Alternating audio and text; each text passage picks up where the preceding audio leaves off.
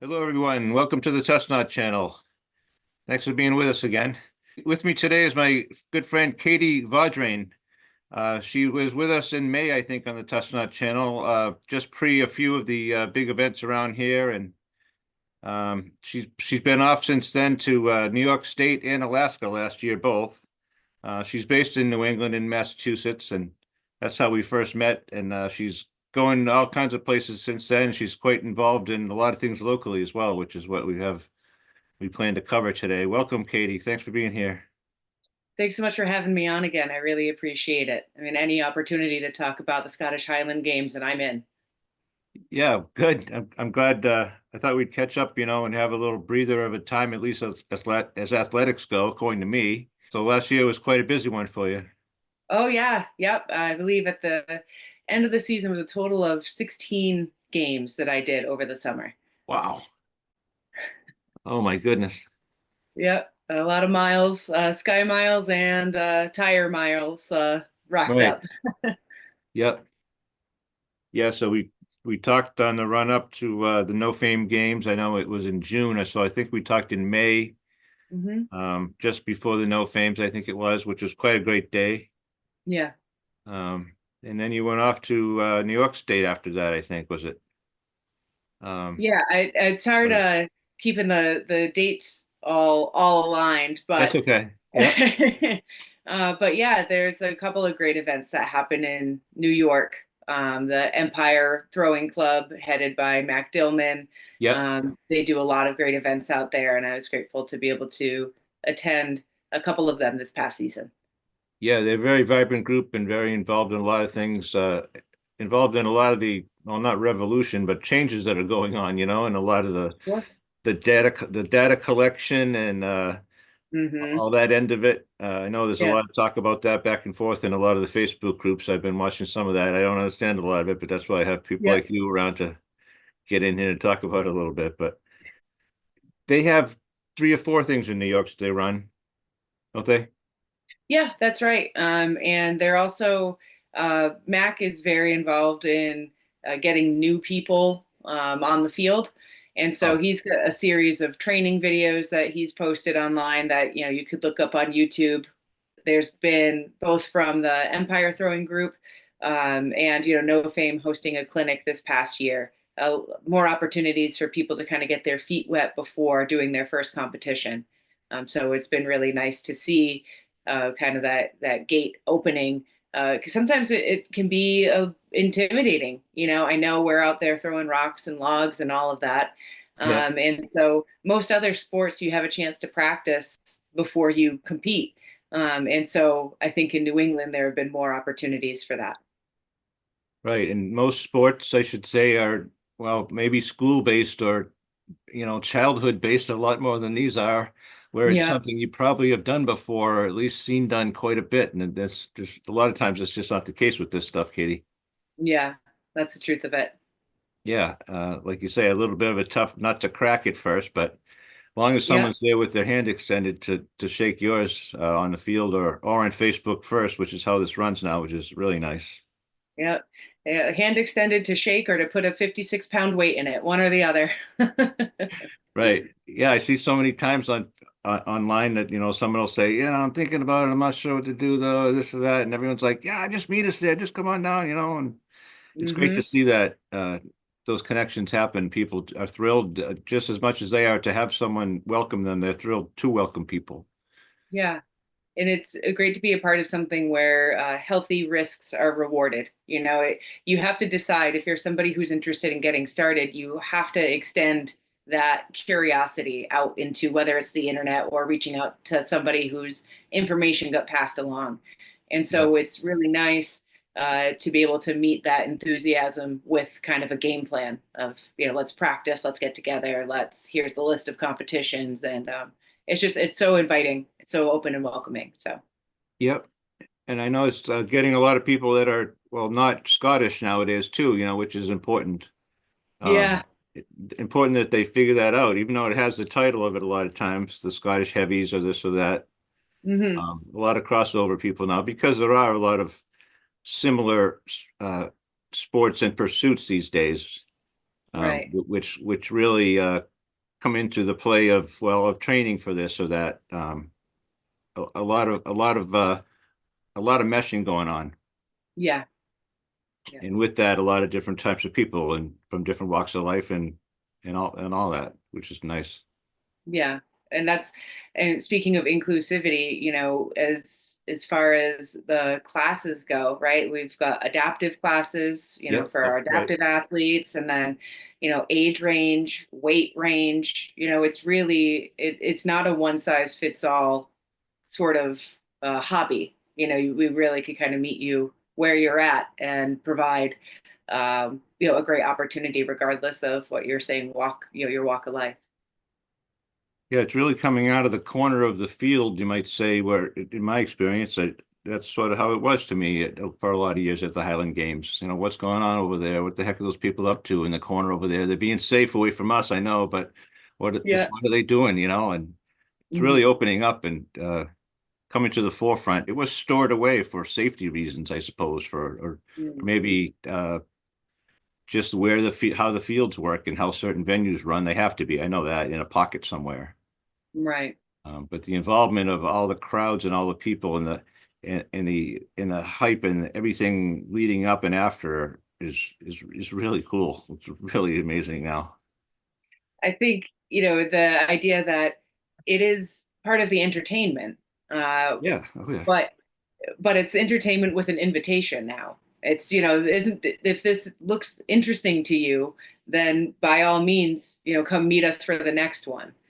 So I think the advent of social media had a lot to do with that. I think, just new different people getting involved and sharing ideas with the people who have been involved for so many years and respecting those traditions and um, those pathways that existed before, but kind of refreshing it in a way so that it can be more easily accessed by people, because it doesn't survive unless we continue to garner interest in it. Right. Yeah. The term backyarder has always been something. Well, a certain amount of people know something's going to happen on a certain day. It's always been that way, I think, and certain amount of people would meet there and do whatever they're going to do. But these days, it seems the backyard, or maybe tell me if I'm wrong, but it's creeping into the Highland Games day now. I'm not sure what to say. It's just like I say, that hand is coming out and welcoming everybody in a much different way now. There's like a hybrid between a backyarder and a Highland Games now, probably, right? A few clinic days are here or there. Uh, Hmm. is it the show and throw, or is that what I'm saying? Am I saying that right? Yeah, no, you're doing great with the jargon. There's so Okay. much of it, and it keeps growing and changing, right? Oh, cool. Um, Yeah. So, in its purest form, the Highland Games were backyarders, right? They were show and throw events where it was, here's what's happening, here's the day it's happening, Okay. and if you want to do it, here's the registration fee. And that goes so far as even a lot of events that happen in Scotland still are, it's happening on this day. And if you're interested, you reach out and you can sign up. And I know there's been a lot of movement in women's athletics over in Scotland now. But, prior to more modern times, maybe within the last 5 years or so, if you were a woman and you went to Scotland to compete, you could sign up, but you had to throw the men's weights. So the Okay. notion of the more, I guess, like elite events that involve like invitations and all that Yep. are a smaller percentage of the Highland Games that happen. They're incredibly important. They give other athletes something to strive for. But if you're just looking numerically at the types of events that happen, the majority of them that do are, here's the date, here's the time, here's who you talk to if you want to do it. Yep. It was just the matter of people not knowing it was that easy to do. Sure. Just a matter of not opening your mouth, or like Yeah, no, yeah, no questions or crazy questions, and that's as long as that's the kind of atmosphere they walk into, then that's great. That's how you started down in Rhode Island, I think it was. that's right.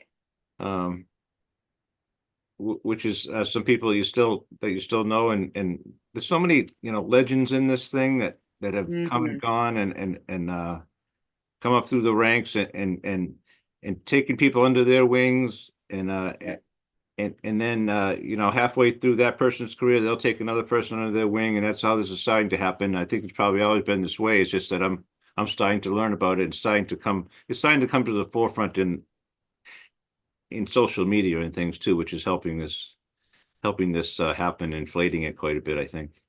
Yeah, well, you have a forum. There's a place for discourse, and even if you're not looking for it, in the past when we were using the site, that NASGA website that you may have seen trickle Yeah, through in some of the conversations, there was, sure.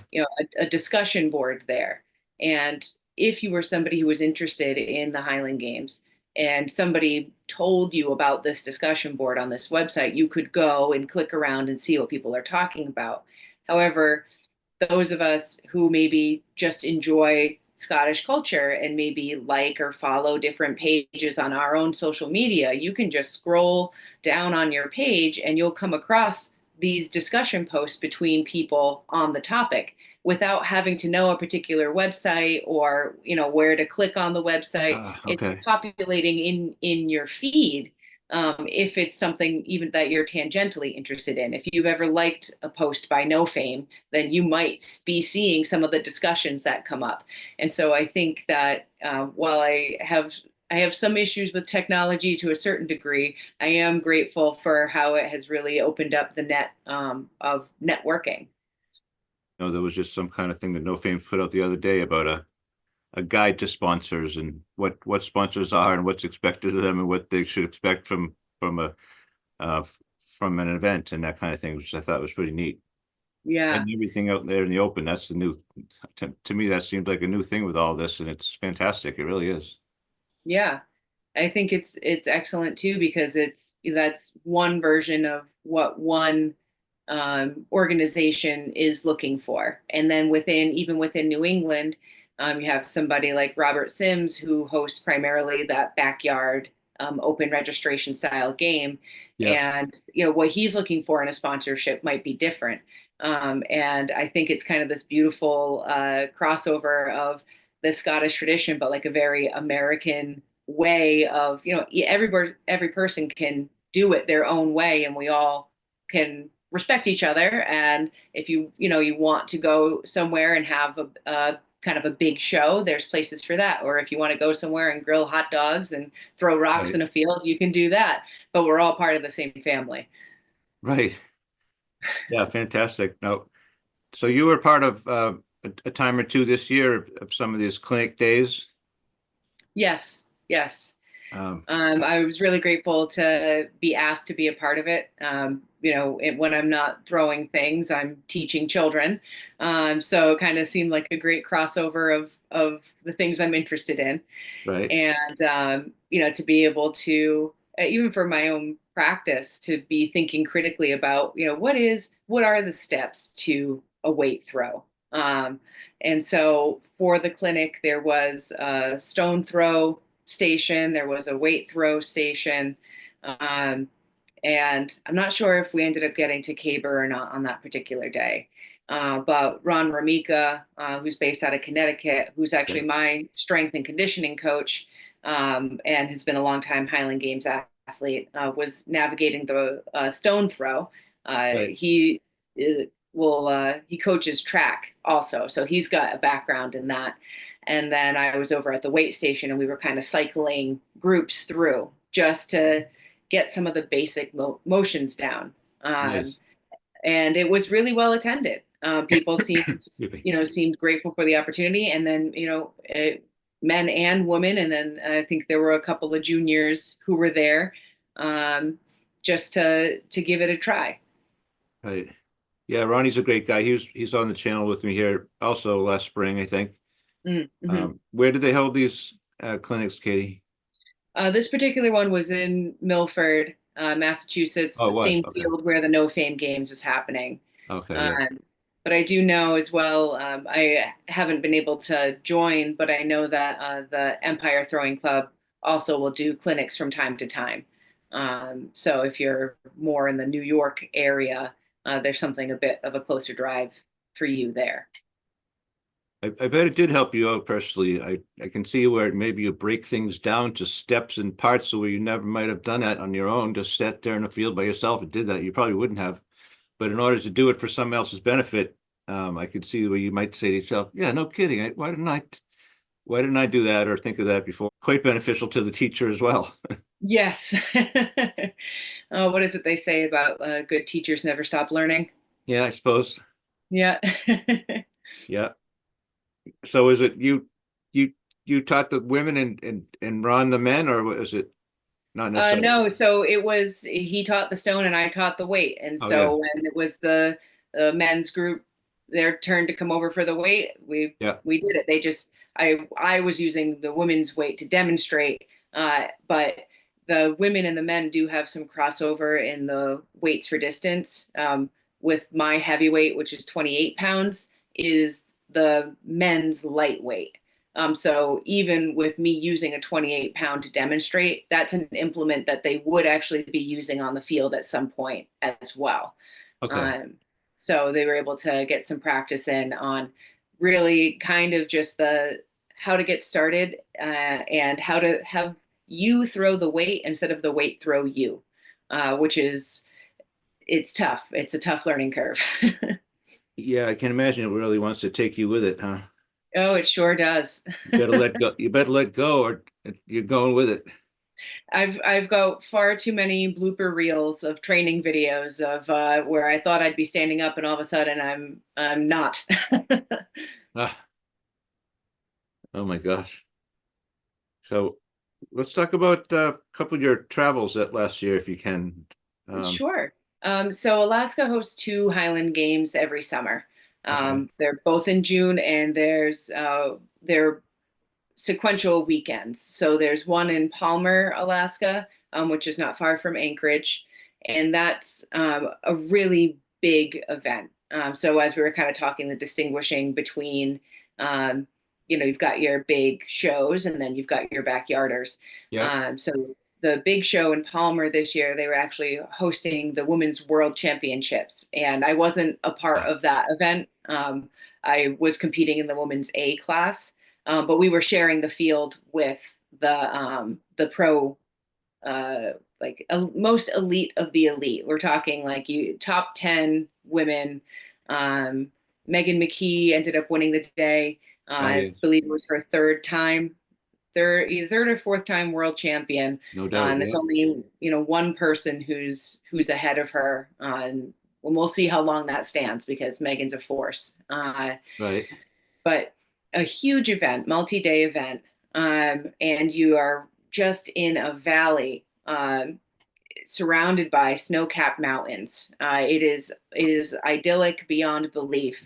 And there's something that I swear that the bagpipe music carries different in the mountain air, you know.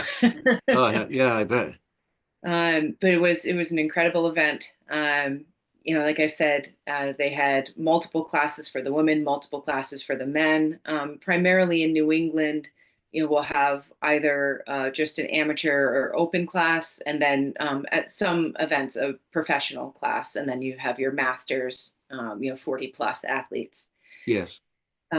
Comparatively in Alaska, they had the pro women, they had woman A level, woman B level, woman C level, and then same for the men, A, B, and C levels, Oh, which is incredible to have that many athletes to fill that many classes.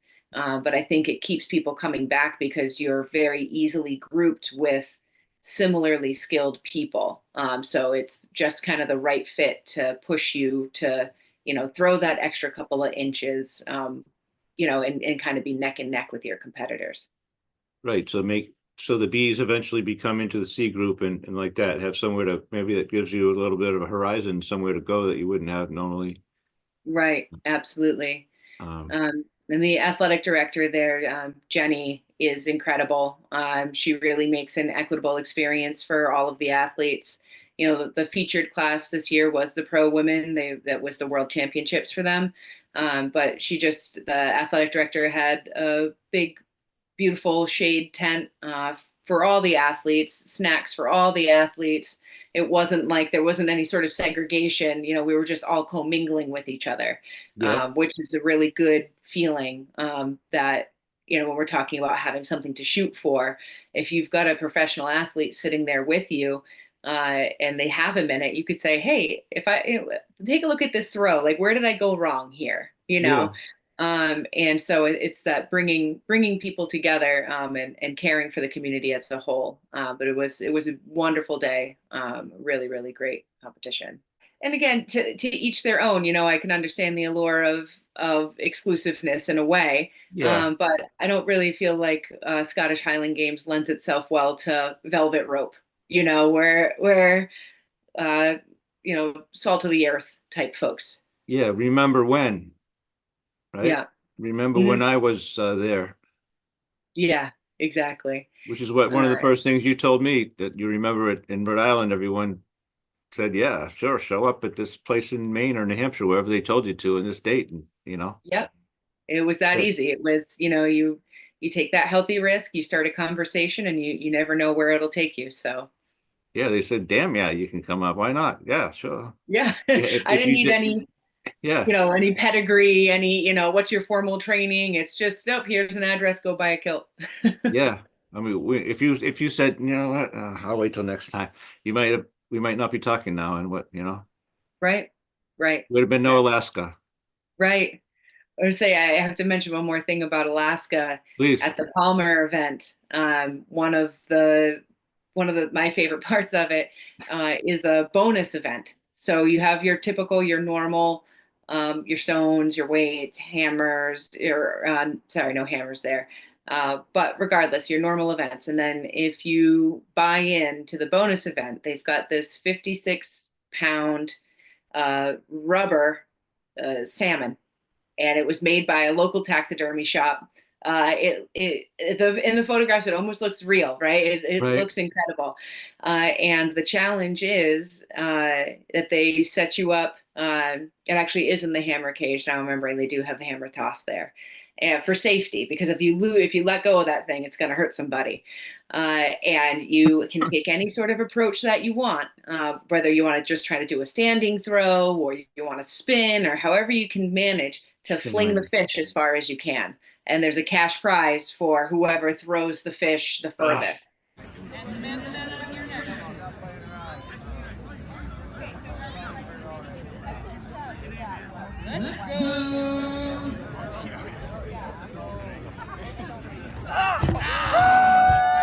And the laughter, it's so playful. You sometimes can get so into the competition, you're thinking about your numbers and, where am I falling in the rankings today, and blah blah blah. And then you strip all of that away and you hand somebody a giant rubber fish and say, right. go have fun. I didn't know where you were going. I was thinking caribou. When you said giant rub or something, I was thinking Oh yeah. grizzly. I was going grizzly, caribou, Yeah, you salmon. all in the right umbrella. You're all there. Right. They grease it first, Katie, or they just I would have sworn they did, but they promised they didn't. So the rubber fish, incredible. yeah. Anybody go in there down their ass trying that or what? Uh Mercifully this time around, everybody stayed standing, but the fish didn't always go the direction people wanted it to. Let's say Right. that much. Wouldn't be any fun if it did. Yeah, that's right. It's such a local flavor thing, man. It's so fantastic. What a flavor of Alaska while you were there. Exactly. Speaking of which, was there some certain cuisine that you've tried up there that you Yeah, so enjoyed? in true Highland Games fashion, I traveled to Alaska last summer as well. I competed at this event last summer, and I Oh, got hooked, so I came back. hmm. And in my travels last year, I ended up chatting up another athlete, and we hit off a friendship. And so I had met up with him after the competition and a few other friends at a local bar, Yeah, and had mentioned that I'd never tried moose. And so his friend said, "Come back here tomorrow." He said, "I've got moose jerky. I'll send you with some salmon and this, that, and the other. And I still have 2 pieces of the moose jerky left. I'm saving it for a special occasion because it was so good. Really? It was out of this world. It was like, I hate to equate it to a Slim Jim. It was much better than a Slim Jim, but texture wise, it had a little snap. It had a lot of flavor. Nice. I would highly recommend it. So if you ever have a chance to have some good quality moose jerky, I'd say go for it. Nice. Oh, that's fantastic. Yep.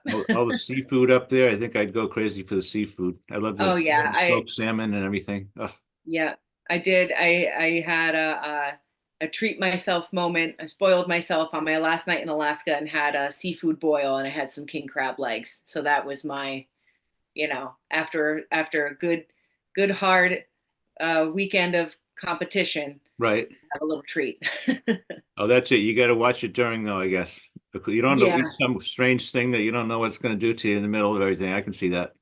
Oh, I know it. I think there's, and myself and I think a lot of others have very particular foods. You pack your bag and you're like, all right, it's the same. I could do a peanut butter sandwich, some Oh, watermelon cubes, you on a game day where you're like, I know that this is the fuel that works for me and I don't yeah. mess with it. Except for when you're traveling, that can get a little bit more complicated. Right. But you want to stay somewhat familiar in your zone and not too many crazy things. So your stomach says, what the hell did you just hit me with? Exactly. Right. Yeah, I can see that. I can see that for sure. Yep. Oh, so I'm not sure what's going on for this year yet. I know there's a lot of changes in New England and all. Um, Yeah. the main games is changing their venue, for instance, and Hmm. I don't know what else will. And they're having. Is it the men's only? These are often separated, right, Katie? I didn't understand that as much, but men's world class competitions will often take place separate from a woman's. That'll be at another event somewhere else, perhaps. So maybe they're just too darn big to do together. For all I know, that could be what it Sure. is. Yeah, a big part of it too is when you're hosting a world championship, um, you really want to have the shine on that group. That's a championship is a big deal. And so if you have 2 of them happening concurrently, you might have to choose, am I going to go over there and watch the men do hammer, or am I going to stay over here Okay. and watch the women do sheaf?